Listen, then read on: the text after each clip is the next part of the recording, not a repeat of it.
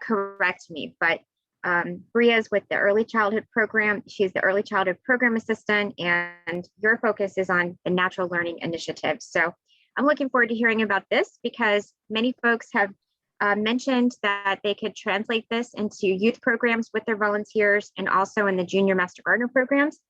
And we also have Carolyn Hundley joining us, and Carolyn is the project manager of the Farm to Childcare program, and she's with the Center for Environmental Farming Systems at NC State. So this is quite a panel. And without further ado, Bria, I think you're the first one to present your slides. All right, thank you. So let me go ahead and share my screen. All right, can everyone see that? Yes. Okay, awesome. So my name is Bria Sledge, and I'm the Early Childhood Program Associate at the Natural Learning Initiative here at NC State University in North Carolina. And for today's presentation, I'm going to talk about the Gardening Activity Guide, and then I'm just going to highlight some resources that you can find on our website.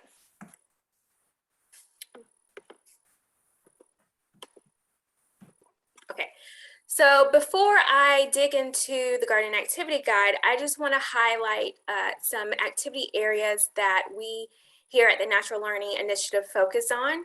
So one of the 5 areas is design assistance, where we create demonstration or model sites. And that could be anywhere from at a child care center, a school, zoos, botanical gardens, parks, or natural centers. And we help to naturalize the outdoor environment, incorporate more trees, more fruiting trees, vegetable gardening, more naturalized material. And then we have here on site specialized designers with backgrounds in landscape architecture to help design this space for our clientele. We also focus on research and evaluation, and we have several different research studies that we're doing. We also have best practice indicators. We also have a section on professional development, where we have annual events, tours. We also have online distance learning, and I'll highlight this a little bit more, but we have 2 certificate courses that we do each year. We also do information communication, so our website, and we are constantly updating and adding new information and materials and resources. We have our toolkit. We have, like, as I said, online resources, and then we have various videos along with that, and our green desk. And lastly, we have comprehensive projects, which are mainly multi-year projects that include design assistance, evaluation of the outdoor learning environment, professional development opportunities, and then resource dissemination. So in our garden, we are able to learn, or children are able to learn and predict, plant, observe, nurture the fruits and vegetables in the gardens that they are being able to participate in, measure the maturity of different fruits and vegetables or plants in the garden, harvest, and then eat at the end of that garden cycle for that particular plant. So they are able to try different fruits and vegetables that they may have not ever had the opportunity to do so. And then they also are able to learn where their fruits and vegetables and other plants come from versus going in a store and, going with their mother or father or a guardian and buying things at the store. That they're able to learn that it actually grows outside in their garden.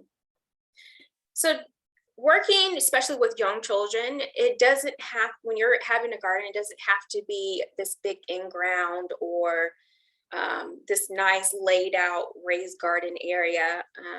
We at the Natural Learning Initiative like to incorporate things that might already be at the center, or it could be something that's very inexpensive, and it's easy to create different gardening areas. So here you can see at the upper left-hand side of the page are container pots that they have laid out in a way that looks like a caterpillar. But you can see that they have, they're growing herbs and different other plants. We also encourage grow bags, where you can find that on Amazon or at your local hardware store, like a Home Depot or Lowe's, which are very inexpensive and are easy to grow different fruits and vegetables. We also recommend straw bales, which are like seasonal garden bed areas. And this is a fun activity that children can participate in. They can help the teacher or the adult who is coming to educate children about gardening. They can participate by, digging out all the loose straws and maybe later on composting those parts that can be added back into the garden in a different gardening season.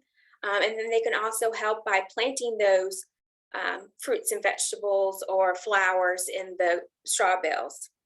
We also recommend these raised beds down below here, trogs, which are fairly inexpensive and easy to maintain and at a height level that children can easily access the fruit and vegetables in the garden beds. And then you can see back here, at this center or school, they have added in rain barrels to collect rain whenever it rains out, or rainwater whenever it rains outside, as a way to water their plants in their garden beds. And then of course, a raised garden bed or in-ground garden bed is a great resource to use in educating children about different fruits and vegetables and just the whole gardening process from beginning, middle, and to end. So before I touch on the guide that I'm going to mention, we are actually still doing a research project with the USDA, which is a randomized controlled trial with 15 centers across Wake County here in North Carolina. And we wanted to assess the impact gardening has on children's physical activity, their knowledge and liking, and then also their consumption. So at these 15 centers, we put in raised bed gardens, and we chose 6 vegetables and 6 fruits.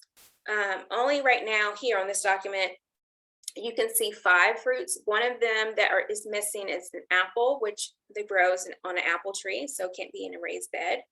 But we chose these fruits and vegetables because they're easy to grow. Especially with tomatoes, they have, now I wouldn't say instant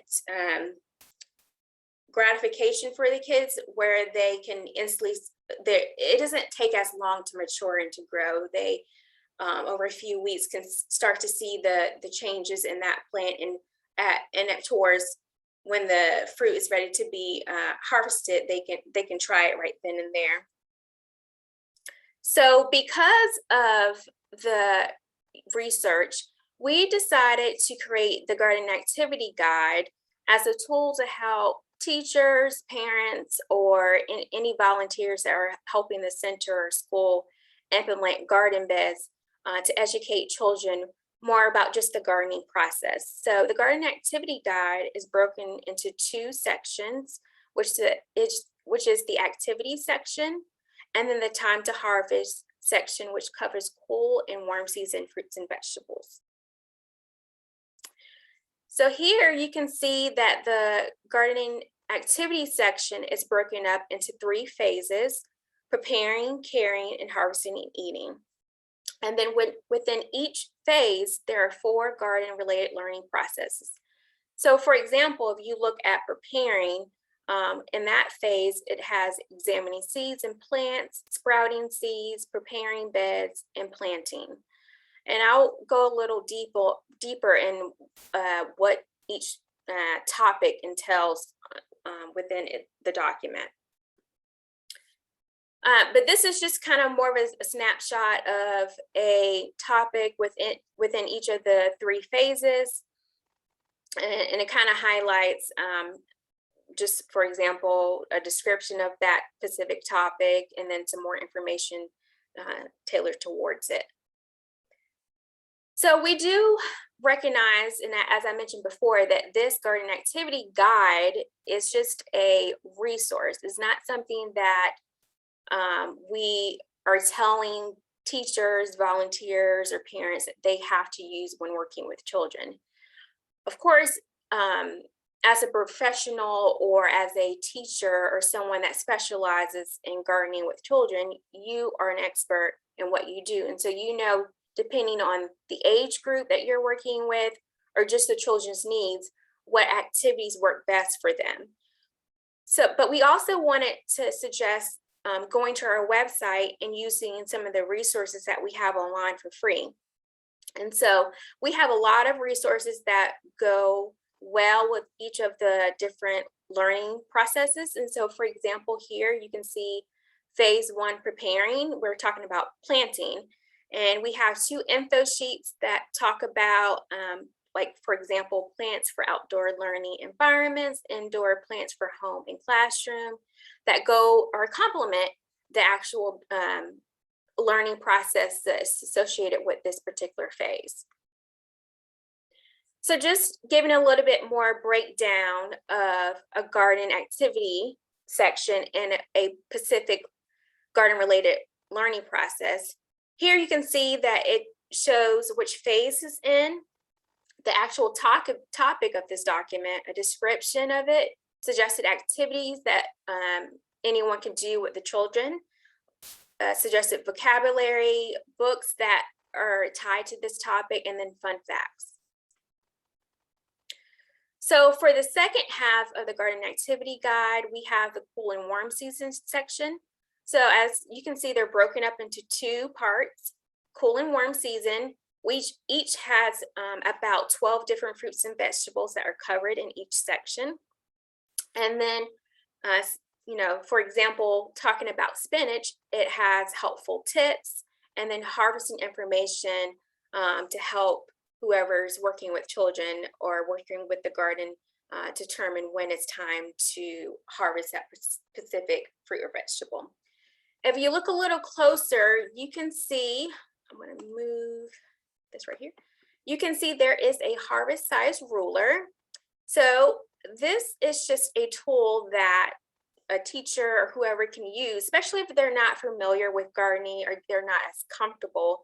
They can use this when they are taking the children outdoors to determine whether it's time to harvest that fruit or vegetable based on their maturity. So they can take this document outside, put it close towards, say, for instance, the spinach leaf, and by measuring that leaf, they can determine, especially with the information that's provided on this document, whether that particular plant is mature enough to be harvested. Now, we do recognize that this does not work for all fruits and vegetables. So say, for instance, watermelon or cantaloupe, which is determined by a different method. But we chose to add this just as a different helpful tool that can be used in gardening with children. So this is an addition that we added on, which is the calendar. So it's a monthly calendar. As you can see, it has 5 weeks and has the days of the week. It also has the 3 phases of the garden activity guide and then the associating learning processes with them. So this is just a tool to record daily and weekly interaction with the garden. We highly encourage whoever's working with the children to document what they're doing. So either by writing notes and also by getting the kids involved in the documentation of what's been done in the garden. So the kids can be active participants by adding stickers so you can see this example, adding stickers to the calendar or check marks, or the teacher can just write dates to determine what was done on a specific day or a week. We also highly encourage, maybe during small group time or during circle time, to just allow the kids to be able to reflect on what they did that day, or maybe the day before, the week before, to keep track of the gardening experience throughout the gardening season. So this is just a fun way to get them engaged and interactive in the gardening, and allowing them to be independent thinkers and learners during this process. So some resources that I want to touch on is first our website, which you can see a snapshot of it here. And we have our home page. We have the design assistance page, where if you want assistance or someone you know who wants assistance in improving the outdoor learning environment, or they have questions about gardening, can go to that page and fill out some information, and we'd be happy to help them in any way that we can. We have our research page. We have the resource page also, which I'm going to highlight some different things on that page, and then our programs and projects, which just showcases the many different projects that we've worked on throughout the years. So here you can see the Green Desk page. And the Green Desk page started because over the years, we would get a lot of questions about gardening or the natural environment. So we wanted to have a page that hosted not only those questions, but our responses to those questions. And so here you can see an example of some of the topics, which some are starting seeds in the spring, sensory gardens, theme gardens, tire planters, and then introduction to gardening with young children, to name a few. Okay, so we have our info sheets and leaflet page. And so the info sheets pages are more in-depth information about gardening with children, or about the natural environment. And so, for example, we here have information about indoor plants for home and classroom, growing edibles in containers. We also highlight the benefits of engaging children with the natural environment. Top 10 different activity settings and components that can be implemented in the outdoor learning environment. We also highlight some of our settings and components that we encourage centers or schools or zoos to implement, which one of them is adding in vegetable gardening with the purpose of allowing children to be participants in those. Oh, and back to leaflets. So leaflets are more like activities that you could do with children. So could be something like harvesting and eating sunflower seeds as an activity with kids, eating and sharing. It could also be creating trail mix recipe. And so here we have our media page, which houses the videos, and just highlighting to here, we have videos on gardening.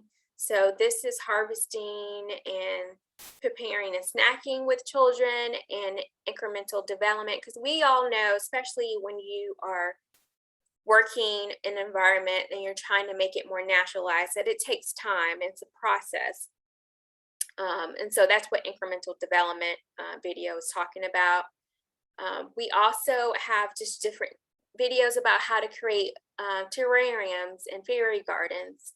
And then also what is design concept, and kind of explaining what that means in a video. So here, as I had touched on before, is our certificate program. We have two. We have one that's geared more towards early childhood.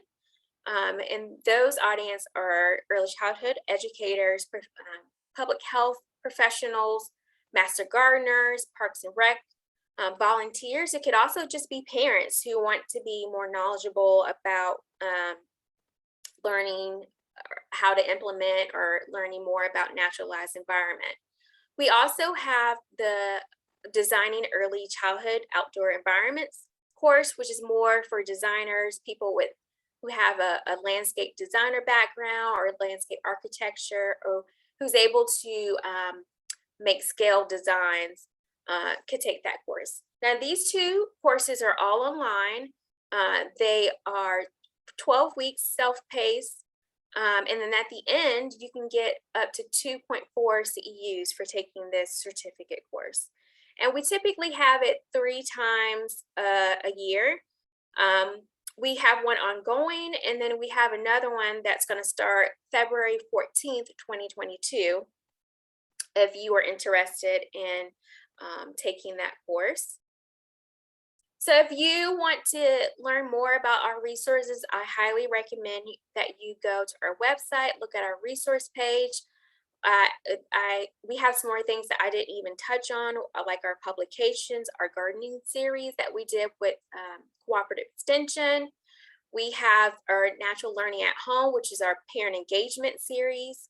We have a virtual field trip, which I strongly encourage everyone on here to go and check out, which is just basically a field trip around a childcare center highlighting different naturalized activity settings and components. And then there's an interview by 2 directors and also the director of Natural Learning Initiative.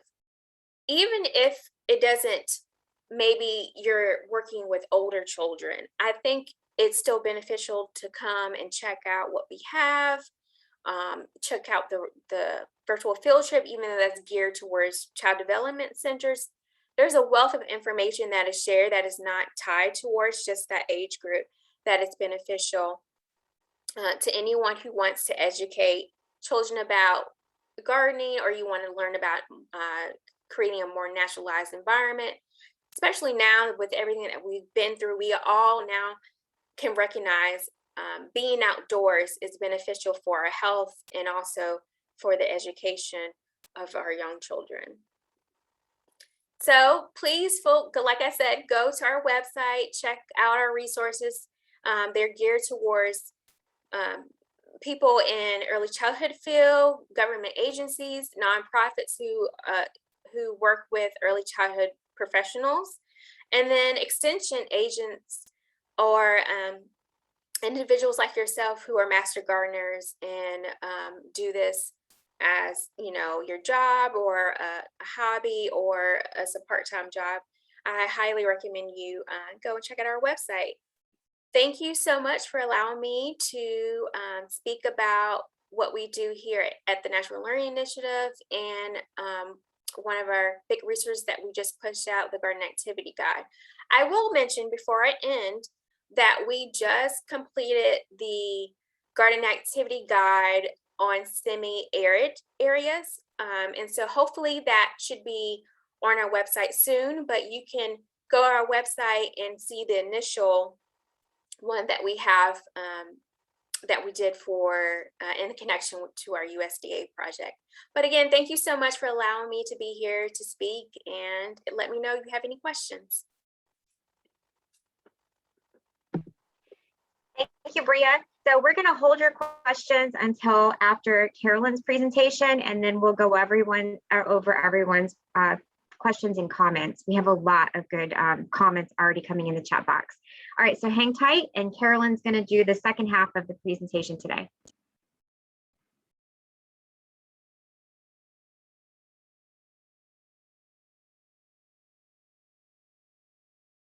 Oh, can you see okay?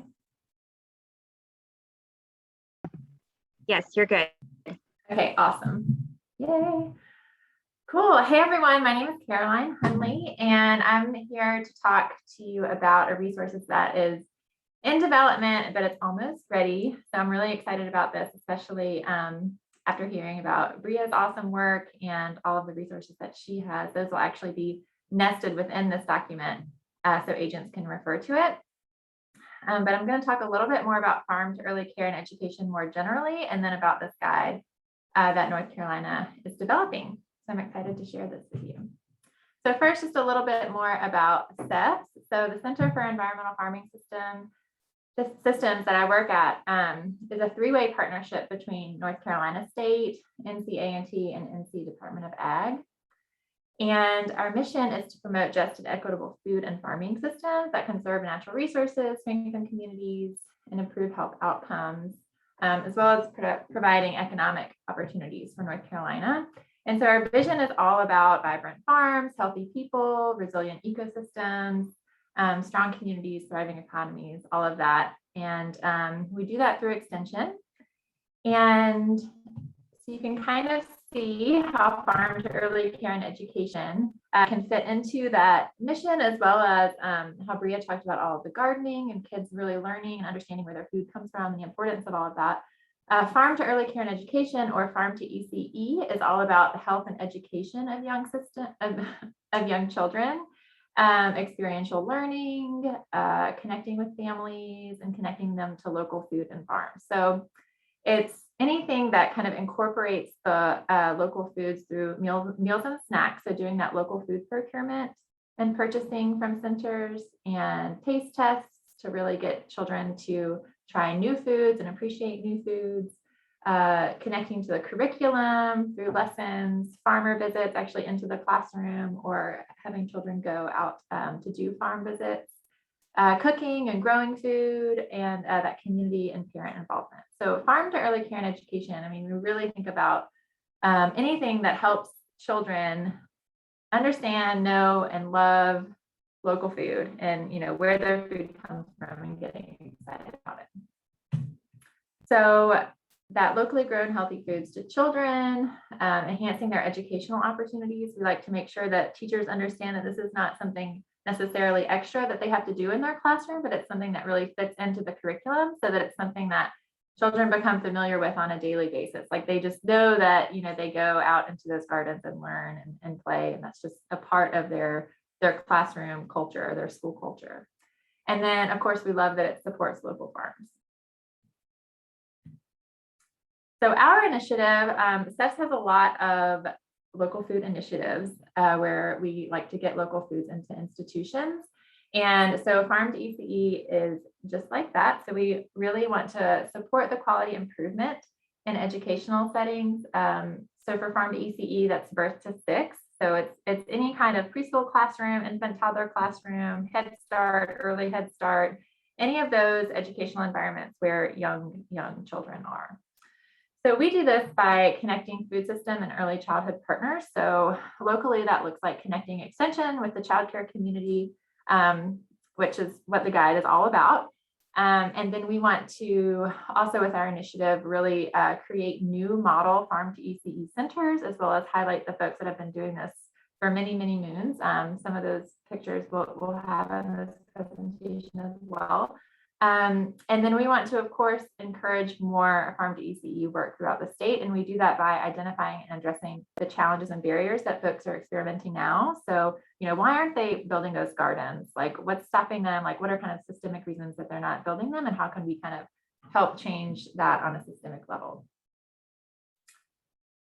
So as we said, we are trying to connect those food system and ECE partners, but traditionally, extension in the childcare community, from surveys that we've done with our extension community, that is not something that is just the natural kind of go-to partnership. So a lot of times they'll serve on each other's boards and that kind of thing, but generally, and this is with a lot of partners that we work with, they normally go to the K-12 arena to work with children and families, but that early childhood is not something that they necessarily have thought of as a likely partner or somebody or people that can benefit from this work. But young children and their families, this is when their taste buds are developing. They're really getting might be their first opportunity to taste this new food. It's just such a wonderful age to get started in this work, and so we really are so excited to work within Extension to kind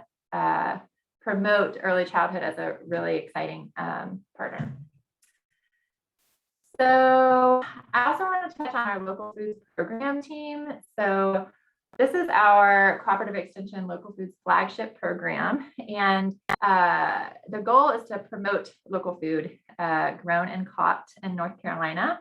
And we have 7 different work groups that all have this mission of promoting the production, marketing, and consumption of local food in North Carolina. So the Farm to Early Care and Education work group is one of these 7. And so our work group, this is a link. Lucy, I know you've been putting stuff in the chat. I was wondering if you would add this general website into the chat, but this is more on farm to childcare more generally. So we call it farm to ECE. It can be called farm to childcare. You might hear farm to preschool, but that has a lot of farm to childcare resources more generally that the work group has compiled. And this is who's in the work group. And then I'm going to touch on the new guide that we've created that we're really excited about. So typically all of our local food program team work groups are campus and county driven. So we have 2 co-chairs, one from campus and then one from that's a county agent. And then we like to make sure that there's both of those agents and the specialists involved. So we have horticulture agents, family consumer science agents mainly, and then we have state specialists like Lucy here and folks that provide support to family consumer science agents. And then myself and our initiatives training coordinator are all on the work group.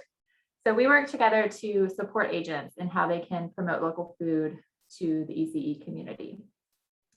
That's our mission.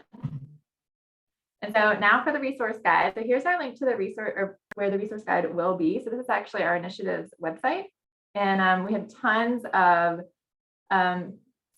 so many resources for both agents, ECE providers, teachers, parents. Everything that we've done through the 6 years of our initiative is on this webpage. And we have some success stories of extension agents that are doing farm to ECE. So definitely check that out, but that's where the resource guide will live as well as the link that Lucy is sharing. And the goals for this guide is to really essentially, if an extension agent wants to crack into the ECE community, that might be just a brand new place, right? So how can we make it easiest for extension agents to do work with young children, their families, teachers, et cetera? So we want to uncover how they can serve families and show those potential collaborations. So just kind of waving our hands and say, hey guys, like remember the ECE community. This is such a great place for you to do your programming and to really branch out to new populations. Highlights existing successful cooperative extension programs. So we have a lot of success stories nestled in our guide that are really fun and exciting. And then we've also found that this work in particular encourages cross-program collaboration. So we've had family consumer science agents work with horticulture agents, local food agents, ag agents, for that farmer connection. So we definitely want to highlight that and provide ideas for agents through this guide. So this is just a little bit of an outline of the resource guide. So we start with what is farm to ECE. A lot of folks have heard of farm to school. So we like to say, that it's farm to school, but for the itty bitties, right? And we talk about why it's important. What does it look like in North Carolina? There's a lot of institutions that play in North Carolina, which is really helpful when local folks are trying to kind of partner with childcare centers in their area. They're trying to, there's institutions where they can just go and say, hey, link me up with this type of classroom, this type of program. So that's really helpful in North Carolina. So we do outline some North Carolina specific resources in here. We talk about how farm to ECE can promote racial equity in our communities to ensure that everyone, and especially the folks that most need it, are receiving this education. And also just that our programming is equitable and reaches all folks. Connecting to early childhood partners in your community. So I talked a little bit about this, but we also have state and national movements that folks can connect to. So a lot of agents don't know about the National Farm to School Network, or we have a statewide North Carolina Farm to Preschool Network that they can join. And so a little bit about that is going to be in there. And then we go into a little bit more detail about like what this programming actually looks like. So we have 3 learning components that we've organized it into. We have gardening, cooking, and local food purchasing. And so for the purpose of this presentation, I now have about 5 minutes left, I think. I wanted to just go into a little bit more depth about the gardening section and a couple of teasers for y'all. And then, of course, the cooking and the local food purchasing sections mirror this gardening section. So, we start with how extension can be involved and special considerations for early childhood. Well, we also do that in the cooking and local food section. So you can kind of get an idea of what the guide is going to look like more generally as well. So that's how we start each section. And then we have additional resources. So for gardening, we link to at least like 6 or 7 of the NLI resources that Bria mentioned. This isn't necessarily like all new, brand new information for agents, but more like, a depository of where can you go for this? Where can you go for that? Because a lot of that already exists. So we're not trying to recreate the wheel, but just kind of have a place where agents can go and say, oh, okay, I want to do farm to ECE. I want to focus on this. And then this is where I can go to kind of make that happen. We have some success stories in each of these areas. And then we have different extension programs that folks can plug into. So of course, for gardening, that's extension master gardeners. And then for cooking, we have the master food volunteers, that kind of thing. So for gardening, of course, we have to include as many cute photos of adorable young children playing in gardens and with garden produce. So check, aren't they perfect? This is a center in Greenville, North Carolina. I've just harvested their pumpkin. This is our friend Tanisha at Follow the Sun Childcare in Greenville. So our first section in gardening is how can agents plug in? So I have just a couple of examples pulled from our guide. This is not all of them, but just as an example, a lot of agents are already teaching backyard gardening workshops. We'll invite families from childcare centers that you can work with, right? So expanding to new populations, inviting, not working necessarily harder, but smarter, right? Inviting these folks into workshops that already exist. Center directors can also join those workshops. A lot of center staff, once they get going with their gardens, they're going to need that consultation on gardening technical issues. They're going to need those resources. And so this is such a great way for master gardeners to plug in. Maybe they don't like working with children directly, but they really like working with adults in gardening. This would be a really good opportunity for master gardeners and for horticulture agents as well. Oh, and this is actually a safe place. So Bria, correct me if I'm wrong, but I think NLI has done a lot of work with this garden in particular, and you can tell it looks really beautiful. Mm-hmm. Yeah, so cool.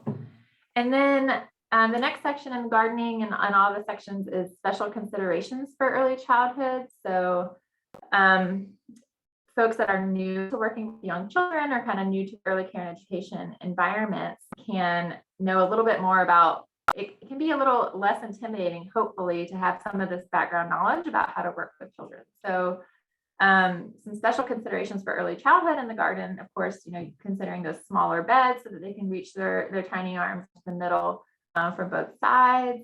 That might be one that's kind of obvious to horticulture agents, but then thinking about from the early childhood perspective, teachers love to get children around learning about their different senses. Like, it's really cool because at this age, like, everything is so brand new to them, right? And so one thing that we love to do with really, really tiny children, like infants, toddlers, is to have them in those sensory gardens where they can smell, they can touch, they can, don't make me name all 5, but they're like listening, maybe there's a little water source, or you can hear the bees, that kind of thing, where teachers can use the garden to teach, right? That's what it's all about. And then just to touch on the other 2 content areas really quickly. So cooking with children and for children. So our family consumer science agents love doing this because it's not just about, doing the taste test in the classroom with children, which is awesome, promoting that local food. I know you guys probably have heard of that, but it's also about, working with those cooks. How can we get them excited about using local food in the kitchen? Maybe it's new to them, but they're already doing, some nutrition workshops, cooking workshops. How can we pull in those cooks from the early childhood community to really join that and promote that here? So I've highlighted one of our star agents who's also going to review this guide. I don't know if she knows it yet, but her name is Michelle Estrada, and she's just wonderful. She's done a lot of workshops for us and our ECE providers. And she also used to be a preschool teacher, but you do not have to have a huge knowledge of preschool to do this, but it does kind of help that she has that background, of course. So she has done some virtual stuff for us. I have here just the title slide of one of her virtual opportunities for our teachers from across North Carolina. It's called Incorporating Cooking Activities into the Curriculum. So she does, a few sample recipes, and then she, asks the providers to talk about, well, how can you incorporate this into STEM or into arts or that kind of thing. But really beautiful opportunities for SDS agents and farm TECE. And then lastly, our local food purchasing. So ag and hort agents have been really helpful in connecting farmers to the early childhood community. And so right now we're still trying to figure out, the most viable ways to do this for farmers so that it's not necessarily something that they're doing. I guess let's see how to put it. We're trying to make sure that it's a viable solution for farmers and for the early childhood communities, right? Because right now, we found that like CSA boxes are a really good way to do that local food purchasing, but other direct farmer sales, it seems to really benefit the child care center. We're still working on how to make sure that benefits the farmers, but it looks different in every community. And so we have a guide here that we've already created. So this isn't the new guide, but it's referenced in our new guide. This section is pretty much pulling a little bit from this local food purchasing guide, which is also on the website that Lucy shared. But this is a decision tree so that if agents or technical assistance providers want to work with the director and how they purchase food, they kind of start with like, okay, what is your goal for local food purchasing? Is it to connect with a farmer and have that relationship? Is it to get as much local food as you can? That kind of thing. And it goes through this decision tree to kind of say, oh, if you want to do A, B, and C, then the best local food option for you is to go to your local grocery store, ask them, for their local food, that kind of thing. Call Cisco and say, hey, what do you have that's local? That kind of thing. So that's a tool that we have to help folks really purchase local food. So that was kind of a rundown of what we have outlined for the guide so far. I would love to hear any questions, feedback, ideas that you guys have. Like I said, it is not, I'd say it's like 95% there. I'm so excited for it to be done and reviewed and on our website. And we'll certainly be in touch when it is. Thank you. Thank you, Caroline, and thank you, Bria, and also Lucy for posting all of the resources in the chat. I have a few comments, and I did see in the chat that some folks were mentioning how happy they are that you included arid plants in the West. So I guess that's sort of an underrepresented area, so they're thankful for that. I was thinking of ways that I could use this, and it was pretty exciting because I'm looking at the activities, and I thought first and foremost, a lot of them are really fun, like making leaf necklaces and the activity eating and sharing. I could see doing this with kids. I know in Extension, sometimes we develop different programs and we sort of start from scratch, but you all have packaged this so well that people can, sort of just take these activities and adapt them into different programs like school and community gardens. I could see this with some of our homeschool groups in Florida. And even as you mentioned, collaborating with agents, FCS agents, 4-H folks. So they're really interesting activities for kids. I love that the pictures are, just kids out gardening, and it's not, like Pinterest worthy pictures. Everything just looks like you would have if you're working with a bunch of kids, and they look fun. And something else I thought about is, we tend to write articles as Extension people and in horticulture. And I don't often write a lot of articles that could be directed to parents and children with gardening. And so that made me think, maybe identify some of these activities, write some articles for parents and kids or grandparents, and we could hyperlink to your website where people can find more information and other activities to do. So that got me thinking, because I'm actually writing an article right now about native plants and how they attract birds and which ones would be great for Florida. But I noticed that you have a child's activity, birds and bird habitats. So I'm going to look that up and probably link to that just to kind of give the parents and kids something to do. So for those of you on the webinar, feel free to unmute your mics, ask questions, put them in the chat box.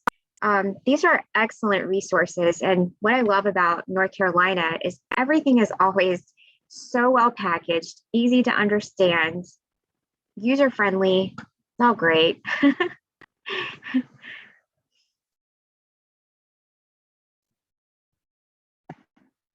Do we have any questions or comments from the folks on the webinar today? I have a question. Yes. Hi, this is Seth. I'm the state coordinator from Maryland. I was just wondering, how do you get your volunteers to be comfortable working with children? Because I think that's a hesitation that a lot of people have. You know, they weren't like formally trained in any type of childcare or education, and I think they just get concerned about all of the liability that goes along with working with children. So how were you able to get volunteers to be comfortable with that? I might welcome Charlotte's input into answering that question, Stephanie. We tend to have people who are interested in working with children. One of our challenges is the liability and figuring out, who needs to be fingerprinted and how that's going to work. And I think we pretty much sorted that out so that we're ready to go. These are really designed for people who want to do it. So who are approached by preschools who want to do it and who have volunteers and want to jump in. This is like, how do you do it? Okay. Got it. Thank you.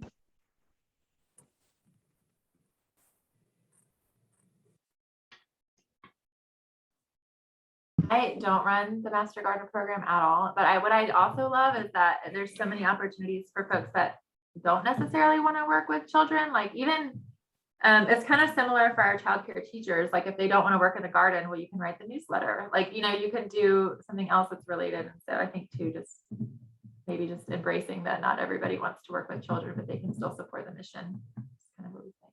Yeah. This is Tracy from Delaware, and definitely we make sure that everybody's got their, background check and that kind of thing. But we only have 3 counties, but each county has their own personality. And I know here in Sussex, I have so many people that are retired teachers and just so enthusiastic about reaching out to children and youth. So we've really developed people in our organization that have those skills to help mentor others. And that's been a huge help as well. Yeah, the mentorship is a great idea. Yeah. I mean, we, even in our demonstration garden, we have a whole children's garden. We have a lot of things. And again, relying on that creativity of your volunteers. We're just going through training right now. And we just had presentations from our trainees and just identifying who has that interest and skill before they even get out and start volunteering has been very helpful. Awesome. I can add to that. I can't really touch on volunteers outside of the child care centers or school, but what we try to encourage is maybe identifying a staff member that's already working there who loves to garden and is willing to pick up that task at the child care center. It could also be talking to the parents. That you have a wealth of different parents with different backgrounds who specialize in different things.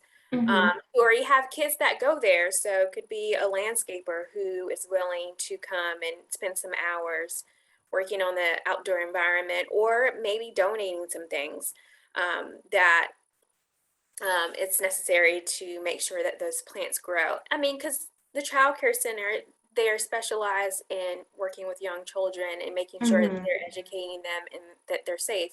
So that's their top priority, but we want to make sure that they're thinking outside of the box and using the resources, tools, and professionals that are around them to make sure that's possible. And I'll also jump back in and say that for our community and school garden programs, we go across program areas, and we've actually started training kind of hybrid volunteers who are looking at health and wellness and pairing with master gardeners so that they have both sides of that. You have the nutrition aspect with the schools and communities, as well as the technical piece with master gardeners. So that's been a unique thing that we just started in the last year. And that's been good for being that person that interacts with the schools. But it is a lot of coordination and making sure everybody's on the same page in all different areas. So, but it has been very helpful. I mean, I love the partnership though, and it just makes a lot of sense. I think master gardeners, many of them have grandchildren who are preschoolers, and many of those grandchildren are on the other side of the country. So they're tied in and interested in working with young children, whether as, kind of surrogate opportunity or practicing before their children come visit. So, And another way we could use the activities that you've put together is if we have extension demonstration gardens, taking a look at the activities and seeing if there's some that we could integrate into our existing gardens. So I saw a very simple concept called pebble play, and that caught my eye because I've never seen that before. And you could easily arrange a few pebbles in a section of your extension demonstration garden. And then when you have families and groups visiting, you've got some little things that can get the kids engaged. So there's a lot of ways to use these. And I don't know, even like Great American Teach-In, but I find it just wonderful activities and a lot of fun to get kids engaged. Any other questions or comments? I do see a comment in the chat box from Colorado that opting in, not opting out is important when working with special populations. And I would agree with that. It goes, back to recruitment and matching people up to the best fit for your volunteer program. Well, hearing no other comments or questions, of course, if you do have some, go ahead and put them in the chat. But this was an excellent presentation from the three of you. Thank you so much, Caroline and Bria and Dr. Bradley, for speaking with us today and giving us some ideas of great activities that we can do with youth. Not have to reinvent the wheel, use the resources that you've graciously shared across the country, and possibly collaborate and link up with our colleagues to do some of these programs that are cross departments or program areas. So thank you all so much. If you want to reach out to our speakers, we'll send out their email and contact information. We'll post a recording of the webinar, and also follow up with some of the links that were shared today. So thanks everyone for being here, and I hope you have a good rest of your week. Thank you again, Lucy, Bria, and Caroline. Thank you. yeah, happy Thanksgiving, everybody. Yes, happy Thanksgiving. Take care. Bye. Thank you. Bye-bye. Bye. Bye.